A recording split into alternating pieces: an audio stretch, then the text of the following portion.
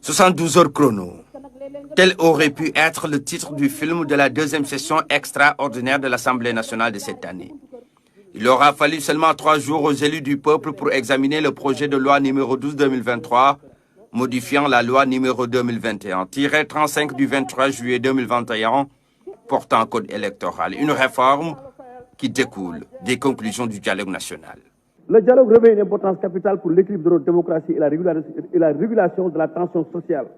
Depuis le code consensuel de 1992 avec le président Abdou Diouf, l'opposant d'alors, monsieur le président Abdoulaye Wade, et sous le magistère du grand magistrat, le président Kéba Mbaye, il est tout à fait constant pour un bon processus électoral concerté que l'opposition et le pouvoir se parlent.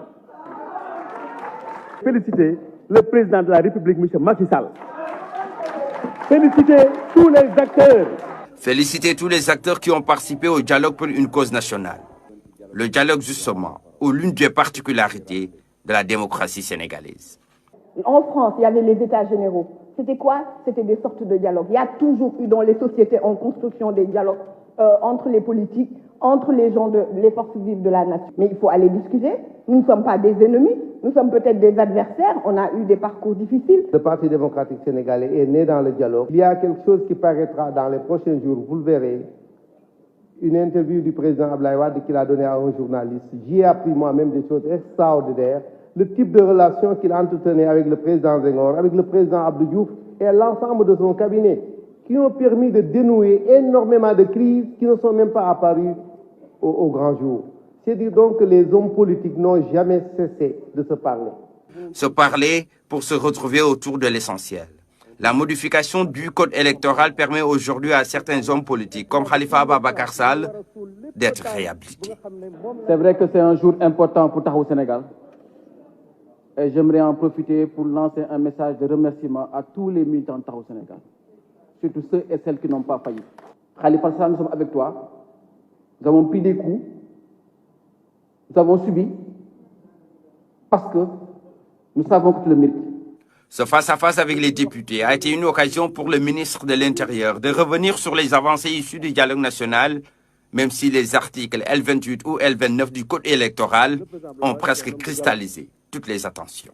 Des avancées notables, dont le rabaissement du taux du fichier général à partir duquel on peut récolter les parrains et valablement participer à l'élection présidentielle, a été retenu. Ainsi, on passe de 0,8 à 1% du fichier à désormais 0,6 à 0,8 lors de ce dialogue.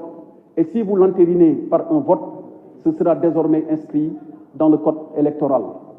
Il y a également le plafonnement du montant de la caution à 30 millions de francs CFA pour l'élection présidentielle. Autre nouveauté issue du dialogue national, le parrainage optionnel.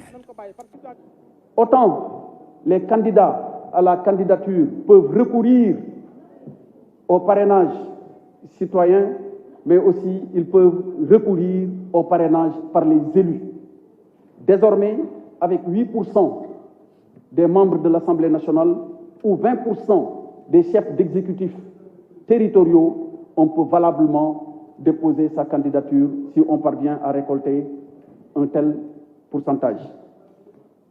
Pour ne citer donc que ces exemples, Monsieur le Président, le dialogue dont la vertu est connue de tous les Sénégalais permet toujours d'enregistrer des avancées notables.